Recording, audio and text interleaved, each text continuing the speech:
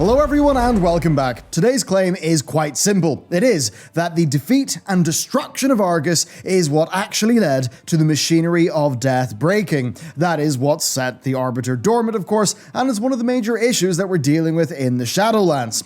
There is now a lot of evidence to support this, with a key piece being revealed in a Shadowlands cinematic. This also reinforces a few other links that Blizzard have made, well, a bit more directly clear in the lore, as well as a whole bunch of things that just happen to line up. So, that is the claim, next the evidence, and then the implications, what this all actually means for us. Now, if you would like to support our team and of course get our November loot, which includes the bundle of art, this sticker, the Demon Hunter class pin, which looks real snazzy, and the also very snazzy 2020 edition of our channel logo pin, then hit up the Patreon. Over there we also do early access behind the scenes content, our daily gaming news briefing, and suffice to say, there is a lot more coming. So, patrons, hope you enjoy the content. A big thank you for the support. It has been absolutely incredible. And with that said, let's go. This red energy caused the Arbiter to go dormant, and while the specific mechanics of this are not certain, the end result is absolutely clear. We have seen this color before though, Argus. When he's first summoned, he actually is red, and more importantly, red is the color that he turns when his mythic phase begins. Simply put, Argus is red. The Arbiter gets hit by a big bit of red.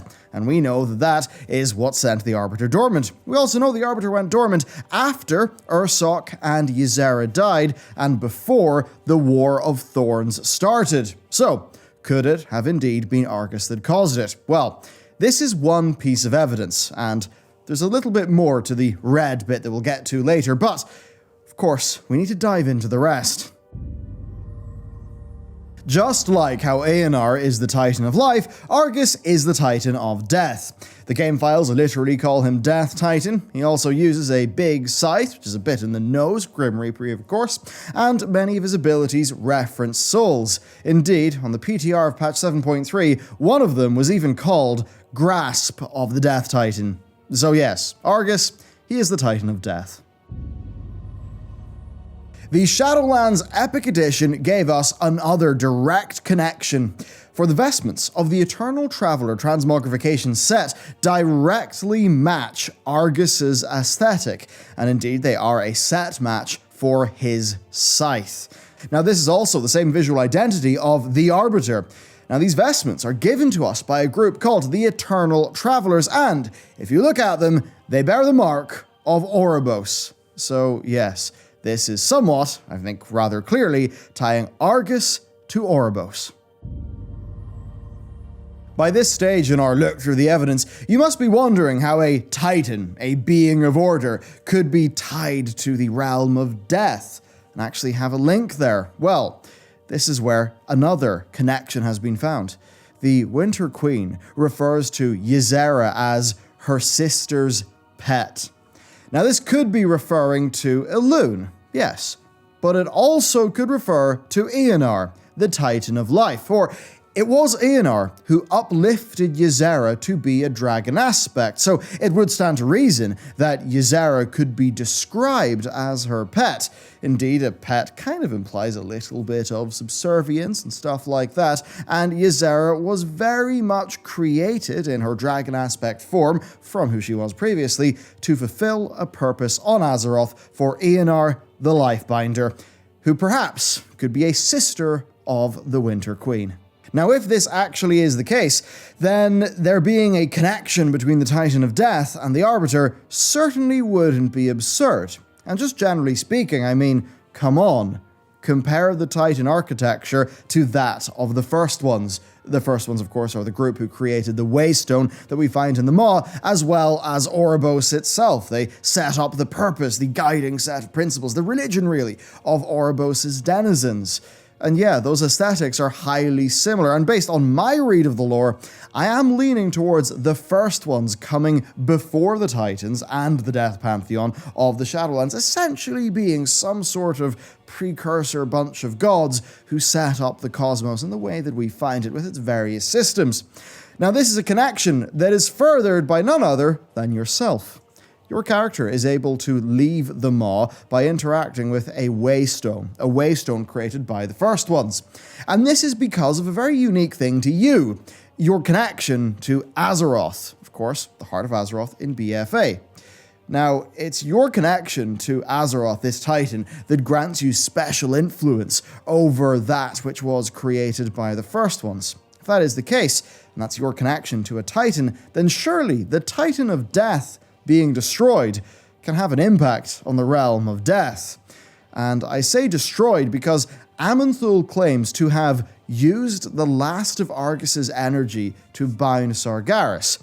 So I imagine perhaps that's him totally gone, and maybe it's not a situation where Argus is cast back to the Plane of Order like one would expect. Clearly, though, there are links between the Titans and the Shadowlands that are extremely deep. That much is for certain.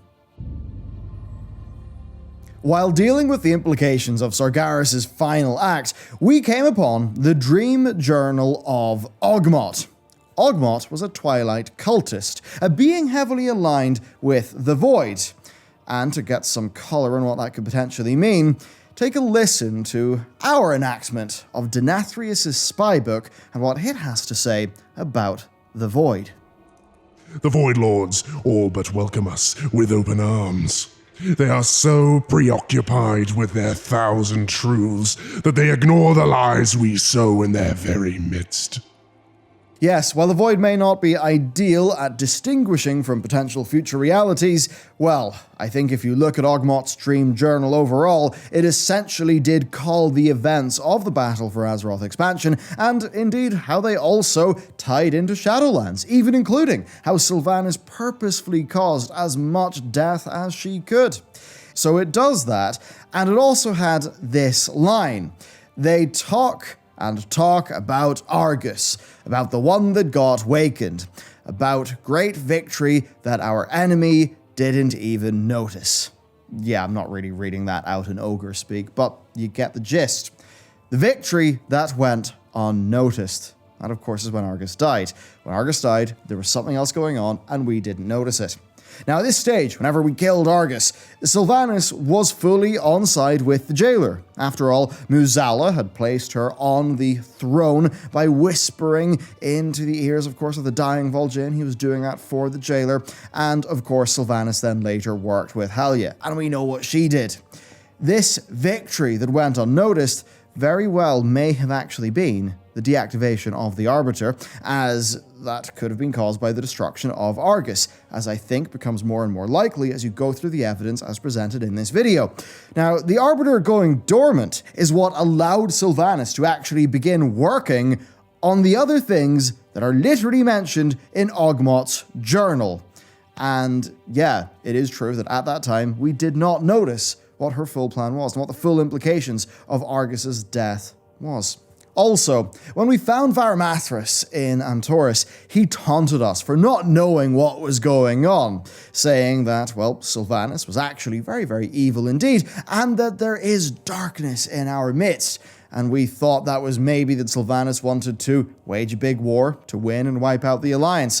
But no, we must remember that Varamathras was, a Dreadlord, and there is clear evidence that his kind are all of Denathrius, and of course, therefore working for the cosmic force of death, as Denathrius very much confirms he is in the Shadowlands.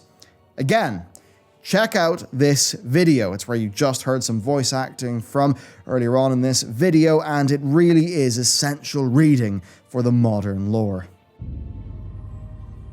Okay, we went through the evidence. Let's talk about the implications. And it really is simple, right? That there is a deep connection between the Titans and Shadowlands, and that an aspect of that involves the Arbiter, and that it's deeper than we would have thought.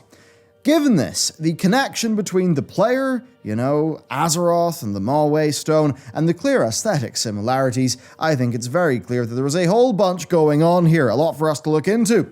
The specifics are obviously impossible to know right now. We're very early into this expansion, though I do believe that yes, the First Ones went around ordering the place.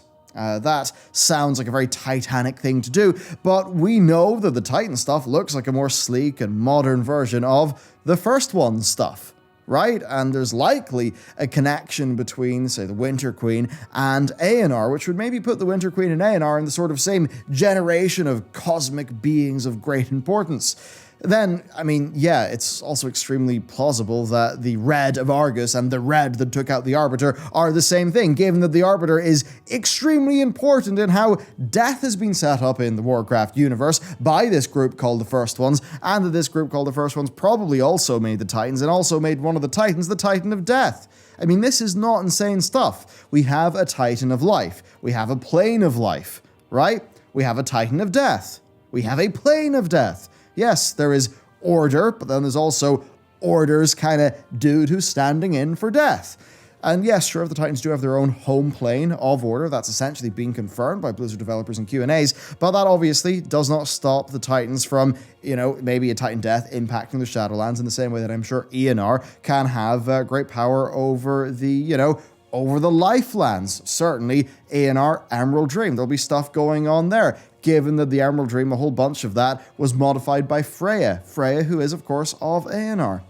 Indeed, I also have got to wonder if this ties into why the Jailer is so interested in Azeroth's soul. What's special about it? We know it's some sort of special Titan. We don't know exactly why. I'm sure, of course, the Titan souls are of, some use to the beings of the Shadowlands. Now, what exactly, happened, though? What's the literal mechanics here? It's really hard to tell. I do have one, perhaps crackpot theory. Right as he turned red, Sargeras says, "Behold the Legion's power." And yes, Sargeras is probably the guy who turned him red by imbuing him with, I don't know, Sargeras energy, whatever that could be. Maybe it's Fel, even though Fel is usually green, but whatever. Let's just say it's red and it's Fel.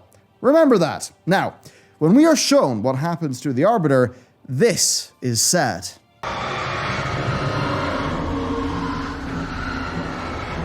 In that dread moment, our perfect order was shattered.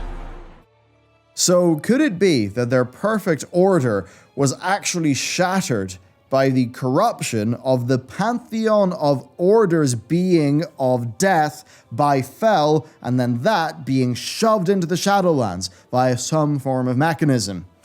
Could be. Now, as always here, I'm going to say this. My job here is to present lore theories, right? That's what I do.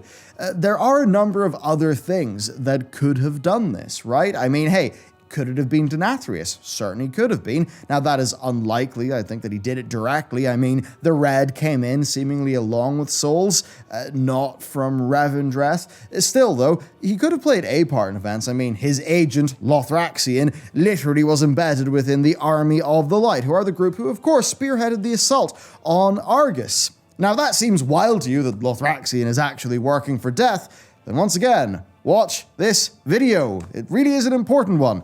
In fact, hey, I'll give you a teaser. They savor nothing more than being proved right. So if they believe they have converted one of us to their precious light, they will trust that agent implicitly. So yeah, I mean, come on. Lothraxion, maybe he's a shady dude. Overall, though, we can see here that Blizzard are doing something, right? They are weaving the threads between the old lore of the Titans, the Dreadlords, the Dragon aspect, Elune, all of those things. They're weaving those threads into the new lore of the Death Pantheon, the Shadowlands, and the First Ones. This is likely but the beginning, and I'm very sure that this expansion will really reveal a lot as it unfolds. I think today's video makes the evidence clear that there are lots of connections here. The question remains, though, what will the conclusions be? What will the specific mechanics be? Who knows? We probably won't find out for a little bit, but this evidence was obviously laid with intent, and I think it's going to matter quite a bit going forward. So there you go. That is a big old injection of lore, and yeah, I suppose our first lore video since Shadowlands came out. Pretty damn exciting stuff, and hey, it's so exciting that it is, in fact, 6 minutes to 7 a.m. I'm doing this after doing a bunch of Mythic Dungeons with the boys. I am very tired, but hey, it's all exciting lore. So that's it for me. If you would like to support what we do and also get some sweet loot, bam, the Patreon. That is the place to be, and there's a bunch of other cool stuff there as well. Thank you for watching, and with that said, I'll see you next time.